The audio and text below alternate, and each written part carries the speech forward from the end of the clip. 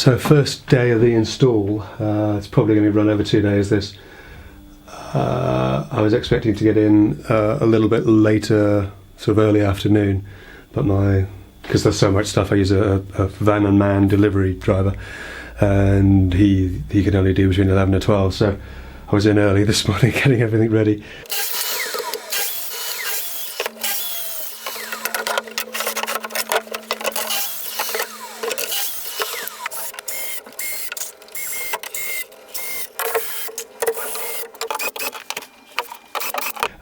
But a couple of things I do for the more freshly painted bits and pieces, I bundle them all up in dust sheet like this, just to give it a bit of extra protection. Things like the backs, they're less important. They can tuck in behind other things, and again, the bigger cabinets, they go separately and are lashed down. And then the other stuff I have, one of the disadvantages of having a small workshop, of course, is that until I get all this stuff out of the way, I can't load my own van up, so all my tools are ready to go. I keep my stuff in sustainers, in these rolling sort of stacks. They're really useful if you do, for installs, particularly if you don't run around with a lot of bits and pieces. And then for things specific to the job, I've got one of these sort of tool tote things. So that has things that are specific to this job, so hinges, screws that I know I'll need, and that sort of thing. And other than that, all the little odds and ends. I've got a bucket of brackets and little scrappy offcuts that I know I'll need as little infills and little feet for the plinth. Here's a plinth I made earlier. I think we're just about ready to go. All we need is a van driver and a cheerful disposition. So we're here on site. Sorry, a bit echoey as ever. We've got the plinth in place. I don't know if you can see from there, but the floor is very, very tippy. Got a big crown in the middle here. So the first thing we need to do is level this up, and then get it sort of positioned in place just right.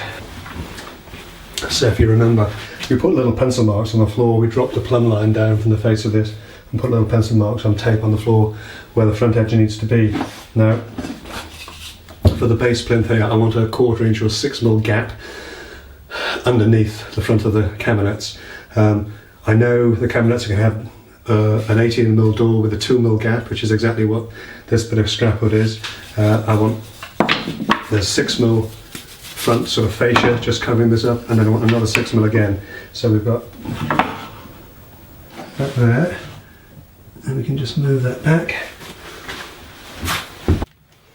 To keep the plinth in the right place at this end, I'm screwing a small block onto the floor before setting out the other end and doing the same thing there.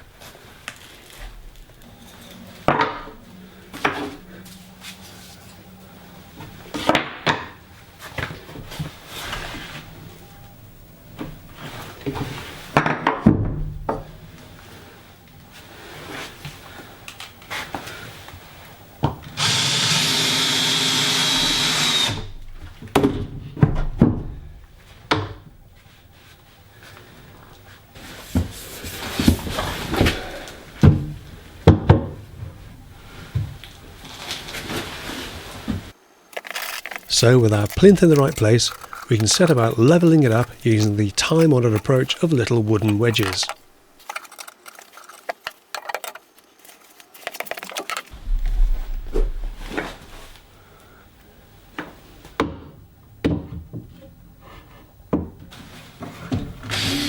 With everything level, I screw wooden feet onto the plinth, then little blocks directly into the floor to keep the plinth in place.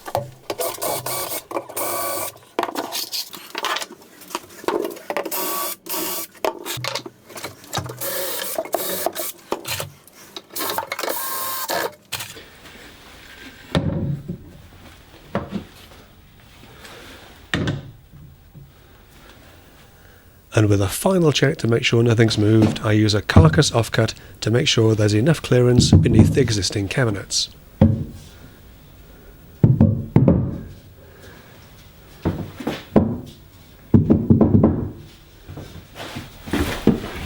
So as ever, there's very little space. I've got to build the double cabinet next. This definitely wouldn't have come up the stairs comfortably.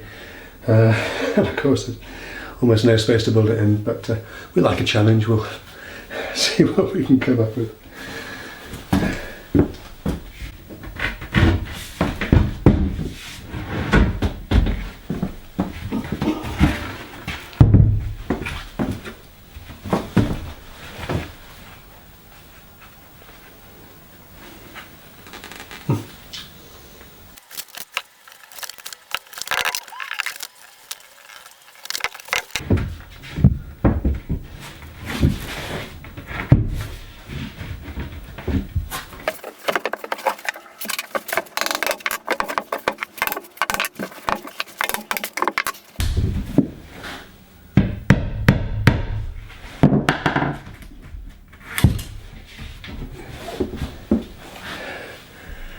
And for all you clever people who are thinking, well, why didn't you just put that one flat on its back and put that into it?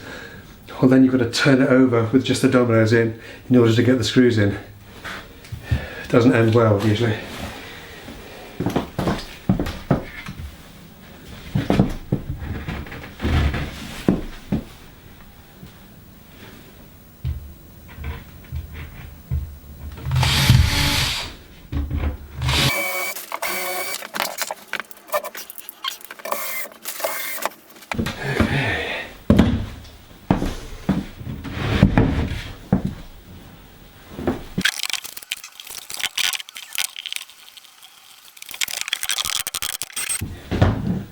Elegant as ever.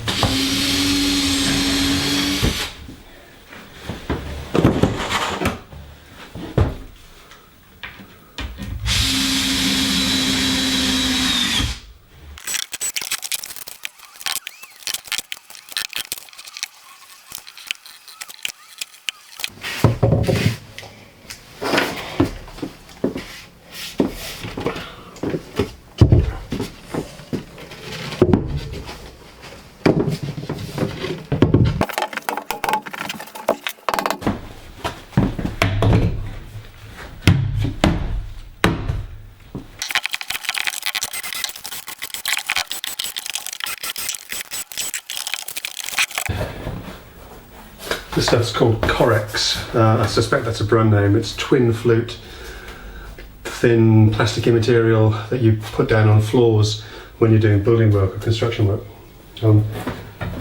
It's slightly translucent, and I've cut this piece to the width of this double cabinet. I'm just going to tape it in place.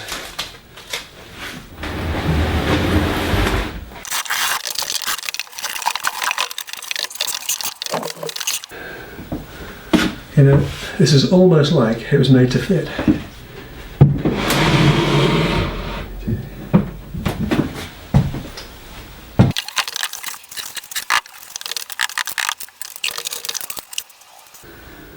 So we'll need to get the door.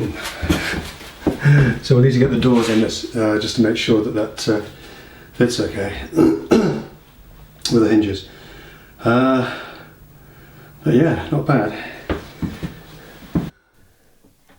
Whenever I fit a door with 3 concealed hinges, I always fit the top hinge plate tightly in the correct position, but I leave the others loose on their screws, as it makes life much easier when you're fitting the door for the first time. So for the hinges of these doors, we're going to match what's above. They're on touch latches, so they just kind of open with a push. I'm using unsprung hinges for these, and these are wide opening, because you want this door to come, you know, right out of the way when you get stuff in and out. For the left hand side they can just be regular hinges because they'll never open very wide because of the architrave here. And this is the right.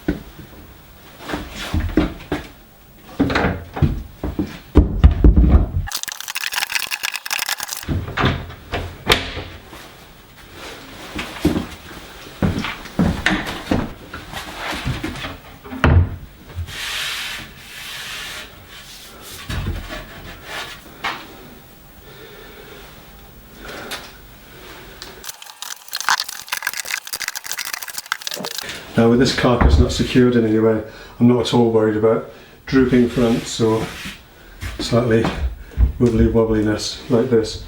My only concern really is that these fronts in this position come in pretty flush with the upper cabinets, and they're pretty much spot on actually. This could come out as squeezed, but not enough to worry me by. So what we can do now, down here, we need to mark a pencil line and put a couple of points in along the way where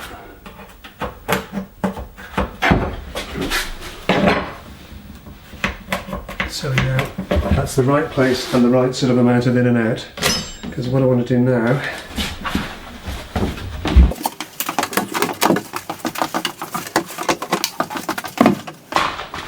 we can push this whole thing back along that line as far as it'll go, which isn't very far as it happens. And in here you can mark the 4 corners where this socket cutout needs to go.